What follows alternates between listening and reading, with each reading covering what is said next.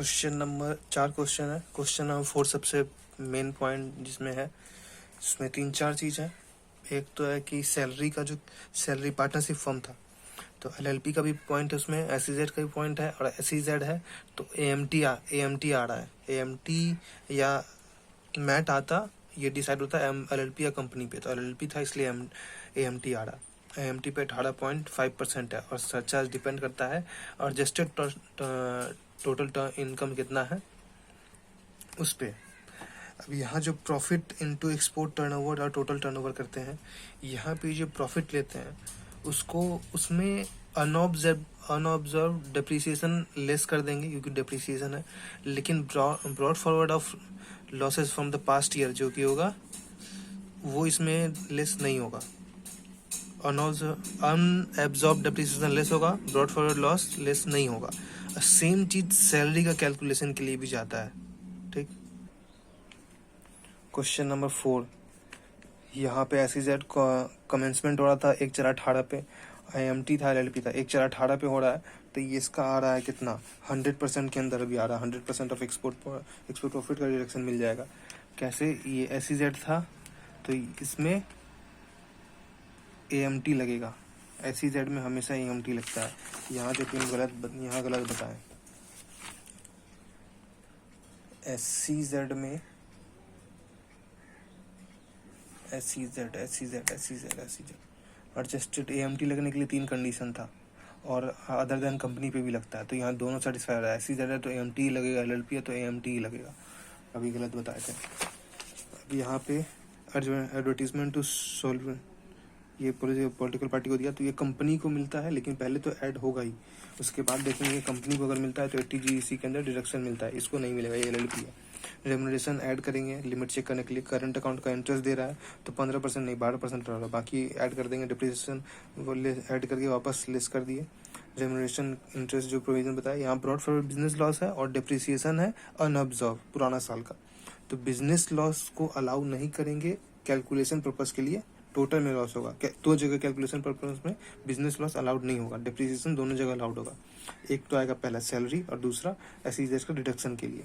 ठीक है, टर्नओवर यहाँ दिया है, डिप्रिसिएशन रेमुनरेशन इंटरेस्ट 12% ही लिए, एडवर्टीजमेंट वापस ऐड कर दिए।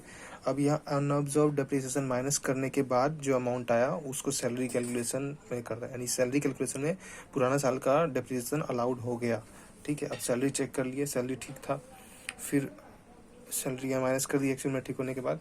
अब ये जो बिजनेस ब्रॉड फॉरवर्ड लॉस था ये अब लेस किए, यहाँ उससे पहले बिजनेस इनकम निकाल लिए, अब लेस करके ये इतना आया, इसमें से ये डिडक्शन ले रहा है, लेकिन ये डिडक्शन के लिए जो अमाउंट लेंगे प्रॉफिट वो बिजनेस इनकम लेंगे before brought forward business loss.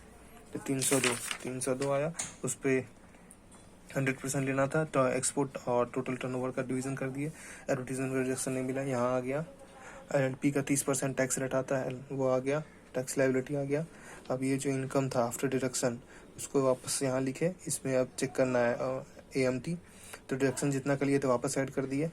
EMT 18.5% calculate किए, सरचार्ज लगेगा क्योंकि एक और एक्सीड कर गया पार्टनरशिप, तो सरचार्ज लग गया, फिर सेस लग गया। अब ये जो अमाउंट आ गया 105GC के अंदर इतना आया, नॉर्मल प्रोविजन में इतना आया, तो इतना क्रेडिट मिलेगा। क्वेश्चन नंबर 3 कंपैरेटिवली इजी है, इसमें सिर्फ एक पॉइंट है कि ये जो अमाउंट होता है प्रॉफिट जिसपे total turnover export turnover by total turnover करके निकालते हैं, ये पीजीबीपी का प्रॉफिट होता है, जिससे हम लोग ये मल्टीप्लिकेशन करके निकालते हैं एक्सपोर्ट प्रॉफिट कितना है। तो ये जो टोटल प्रॉफिट है इसमें जो ट्रांसफ़र किया 20 लाख वो ऐड कर देंगे, क्योंकि ये माइनस करने के बाद ये प्रॉफिट था, और ये पहला 5 साल, दूसरा 5 साल और तीसरा 5 साल का स्लैब के अंदर आ रहा है। ठीक है, थर्ड स्लैब में आ रहा है, तो इसलिए 50% ऑफ एक्सपोर्ट प्रॉफिट और amount transfer to reserve whichever is lower. तो यहाँ ये सिर्फ पॉइंट था, ये आ गया, विच एवर इज लोअर को वहाँ पे ले लिए, ऐड करते रिजर्व में ट्रांसफर कर देता है। हायर एएमटी और नॉन प्रोविजन जो टैक्स हायर हो रहा है वो पे होता है, तो नॉर्मल प्रोविजन हाई था। ठीक, क्वेश्चन नंबर 2 में यहाँ पे कैलकुलेशन है, डिडक्शन जो निकाल रहा है उसके अंदर कैसे टर्नओवर कैलकुलेट होता है, मेन ये पॉइंट है।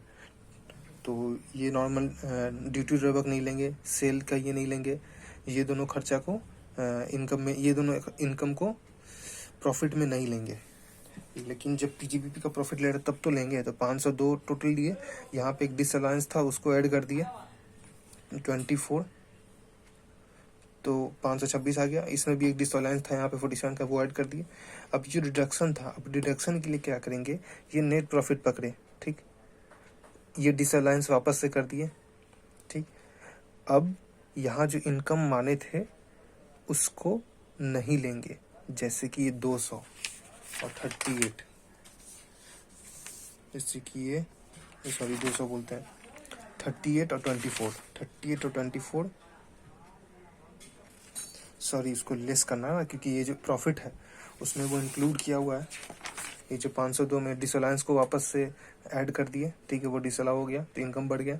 अब यहाँ जो ये प्रॉफिट बढ़ा हुआ है इसको वापस से लेस कर देंगे, डिसअलाउंस ऐड कर दिया और प्रॉफिट ये जो था उसको लेस कर दिया, तो यहाँ जो प्रॉफिट आ गया वो ठीक है, ये प्रॉफिट यहाँ चला गया।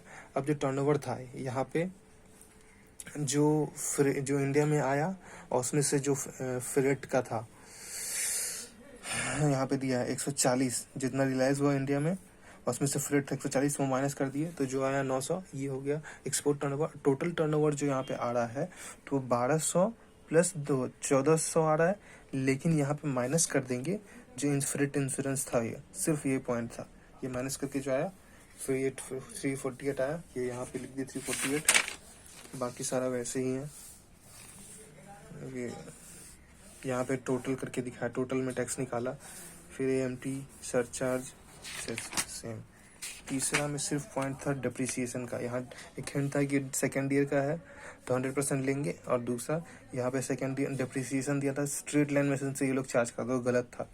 15% चार्ज करके 9 लाख आया सेकेंड ईयर में, तो इसको डिवाइड करके क्रॉस वापस 100% आएगा तो 60 लाख, तो वो फर्स्ट ईयर में उसका वैल्यू 60 लाख होगा, तो सेकेंड ईयर में 51 लाख होगा, 51 लाख पे 15% लगा दिए, 77.65 लाख आ गया। तो ये अब यहाँ पे ये बोलता है डिप्रिसिएशन जो 9 लाख है ये इस दोनों में प्रोपोर्शनेट किया हुआ है टर्नओवर के बेसिस में, तो पहले 9 लाख जो प्रोपोर्शन किया वापस ऐड करेंगे इस रेशियो में, 9 लाख को वापस ऐड कर दिए। अब जो नया हम टैक्स निकाले थे, डिप्रिसिएशन निकाले थे, उसको लेस कर दिए, ये और ये आ गया, ये SEZ उड़ा था, तो ये SEZ का प्रॉफिट ले लिए, इसमें से टर्न एक्सपोर्ट और वो टर्नओवर माइनस करके जो आया 3545 लेस कर दिए, इतना आ गया।